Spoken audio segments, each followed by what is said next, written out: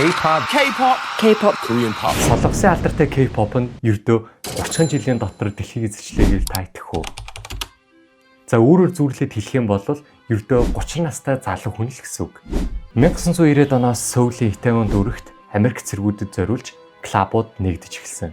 За тэр үед Америкт хит болж исэн хип-хоп, R&B, ретро, pop rock дуунуудтай тухайн үеийн Солонгосын өсвөр үеийнхэн танилцсан. За эндээс л бүх зүйл эхэлсэн. Солонгосын соёл урлагийн эргэлтийн цэг 1992 онд Ханас Чим гинтл Со Тайжиг гэх нэртэй нэгэн авьяаслаг залуу Солонгост гарч ирсэн юм. Тэрээр ирээдүйд Солонгосын хөгжмийн ертөнцийг оронгоор нь өөрчлөнө гэж зүтлээчгүй явсан баг. Lee Juno, Yang Hyun-soo гэх хоёр залуутай нэгдэн So Taiji and Boys нэртэй хамтлагийг гүйцэн байгуулсан юм. Энэхүү хамтлаг нь төв дэлхийн топ одуудаас суралцсан хип-хоп, рок, R&B урсгалуудыг Солонгосын ардын дуу хөгжмөнтэй хослуулан шинэлэг өвөрмөц дүр төрхтэйгээр гарч ирсэн юм. За тэгээд энэ чамдчилтай болж телевиз, сонин сэтгүүлгээд тэдэнгүү зүйл тухайн үеийн Солонгост бараг байхгүй болсон юм. Тэдний I Know гэдэг нэртэй дуу нь залуусын сэтгэл зүрхийг эзэмдэж яг л одоогийн фэнүүдийн адилаар тухайн үедээ фэнүүд нь бүжигийн даган дуурайж бүжиглж эхэлж исэн төвхтэй байдаг. За тэгээд So Taiji and Boys хамтлаг маань маш олон концерт, лайв перформансуудыг хийж тэгээд бүр фэнүүдтэйгээ уулзалтыг хүртэл зохион байгуулж эхэлсэн юм. Гайхалтай амжилтын эзэд болсон хамтлаг маань 1996 онд тарж хамтлагийн гишүүн байсан Yang Hyun-soo өөрийн YG Entertainment-ийг үүсгэн байгуулсан юм. Үүнтэй зэрэгцэн 1995 онд үүсгэн байгуулагдсан SM Entertainment мөн 96 онд хамгийн анхны хамтлагаа танилцуулсан юм. Энэхүү хамтлагийн нэр нь болохоор High Five of Teenagers буюу HOT гэдэг нэртэй хамтлаг байсан. За энэ хамтлаг нь бол K-pop-ийн салбарт хамгийн анхны idol хамтлаг байсан гэж хэлж болно. Тэд хамгийн анхны гадаадын зах зээлд гарсан хамтлаг болсон ба хятадын зах зээлд нэр хүндтэй болж чадсан юм. Энэхүү хамтлаг нь яг яагаад хамгийн анхны K-pop idol хамтлаг болсон бэ? За үүний тухай ярихын тулд Lee So-man гэдэг хүний түүхийг ярих нь зүйтэй. Lee So-man нь 1980 онд Америкийн нэгдсэн улс руу мэргэжлээ дэвшлүүлэхээр явсан. Суралцж авах хугацаанд тэрээр Америкийн топ айдлуудыг харан туршлага судалж ирсэн. За тэгээд нэг л өдөр яагаад Америкийн Motown шиг айдлуудыг бэлтгэх цогц систем манай улсад байж болохгүй гэдэг бодол төрсэн байгаа даа. Магадгүй та Motown гэдэг нь юу юм бэ гэж бодож байгаа. Motown нь Америкийн хамгийн алдартай лейблүүдийн нэг юм. Бид бүхний хамгийн сайн мэддэг попын хаан Майкл Джексон энэхүү Motown лейблээс гарч ирсэн артист юм. Lee So-man нь өөрийн санаагаа бодит болгохоор Америкийн сайн жишгүүдийг маш сайн суралцсан. Тэгэд Солонгостой иргэн ирж SM Entertainment-ийг үүсгэн байгуулсан. SM Entertainment-та ирээдүйн айдлуудыг бэлтгэх цогц системийг боловсруулан тэрээр маш амжилттайгаар хэрэгжүүлж эхэлсэн юм. Үүний үр дүнд HOT, ACS гэх хамтлагууд нь маш амжилттай явсан. 2023 онд Солонгосын их сургуулиудын хийсэн судалгаанаас харах юм бол MS моделийг боловсруулсан байгаа юм. MS моделийг энгийнээр тайлбарлах юм бол K-pop-ийн инновацийн гол 3 хүчин зүйлсийг тодорхойлсон байгаа юм. Хамгийн ихэнд Lee So-man тэргүүтээ инновацлог хүмүүс.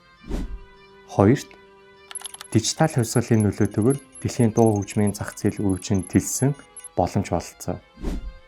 Гуравт гэх юм бол Солонгосын одоогийн маш өндөр түвшинд хүрсэн ирээдүйн айдлуудыг бэлтгэх цогц систем юм. За тэгээд энэ гурав нийлээд өнөөгийн K-pop-ийн өсрөнгөө хөгжлийн моментумыг бүрдүүлж байгаа юм. Мөн энэхүү судалгаанаас харах юм бол Солонгосын K-pop-ийн эхний генерашн 96 оноос 2003 оны хооронд үргэлжилсэн. Энэ үед нийтдээ 75 хамтлаг дуучид дебют хийсэн. Голлох төлөөллүүд нь HOT, ACS, BoA, Psy болон Rain. Мөн энэ үед айдлууд төрж эхэлсэн. Бас Японы зах зээлд байр сууриа баттгаж эхэлсэн байна. K-pop-ийн 2 дугаар генерашн 2004 оноос 11 оны хооронд үргэлжилсэн. Энэ үед нийтдээ 83 хамтлаг дуучид дебют хийснээс голлох төлөөллүүд нь TVXQ, Super Junior, Big Bang, Girls' Generation, Wonder Girls болон Kara нар. 2-р генерашны үед Азийн зах зээлийг бүхэлд нь эзэлсэн юм. Мөн глобал хамтын ажиллагаануудыг хийж эхэлсэн. Голлох үйл явдлуудаас дурдах юм бол Super Junior хамтлагийн Sorry дууны бүжгийг Аз болон Латин Америкийн орнууд даган дуурайж бүжиглж эхэлсэн юм.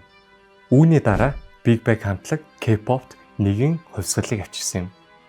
Тэр нь өөртөө дуугаа зохиох чиг хамтлаг юм. Цаашлаад Big Bang хамтлаг хамгийн анхны K-pop хамтлагийн World Tour-ыг хийсэн юм. Ингэснээр олон улсад K-pop-ыг хамгийн анх танилцуулж эхэлсэн юм. Billboard Hot 100 жагсаалтад орсон хамгийн анхны K-pop хамтлаг нь Wonder Girls байсан юм. Nobody дуугаар 2012 онд дэлхийг донслогсон нэгэн үйл явдал болсон юм. Тэр нь саяын Gangnam Style дууг дэлхий дахина даган дуурайж бүжиглж эхэлсэн юм. Гэр, гадаа гудамж, сургууль цэцэрлэг гээд хаа сайгүй хүн болгон Gangnam Style-ыг бүжиглж ирсэн. Мөн YouTube дээрх хамгийн анхны тэрбум үзэлттэй дуу болсон юм. Бүхэл солонгосчуудын мөрөөдөл биелж дэлхийн топ одууд болсон K-pop-ын 3-р generation 2012 оноос 2019 оны хооронд үргэлжилсэн. Нийт 200 хамтлаг дуучид дебют хийснээс голлох төлөөллүүд нь EXO, Twice, NCT болон BTS, Blackpink.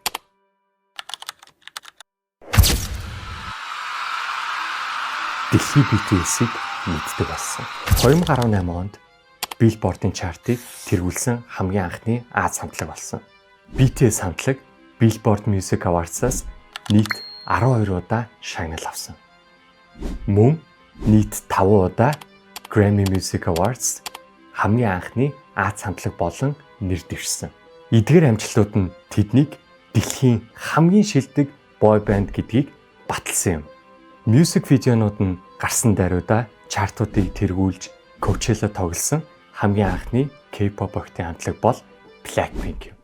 Хамтлагаараа болон соло уран бүтээлүүдээрээ маш олон рекордыг эвддэг Blackpink хамтлаг маргаангүй дэлхийн топ охидын хамтлаг юм.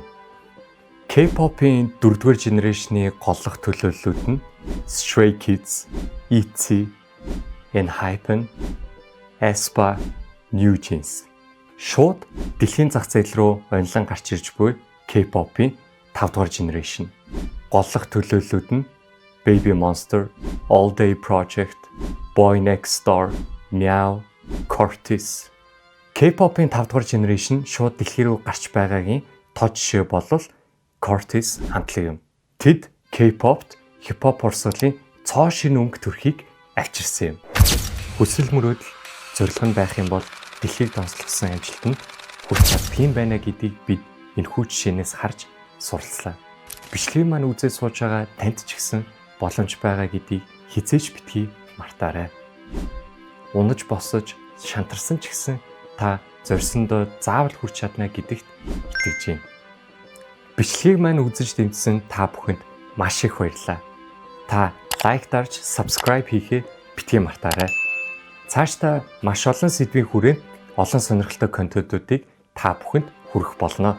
Мөн комент хэсэгт та өөрийн сонирхсан хүссэн сэдвээ заавал бичиж үлдээгээрэй.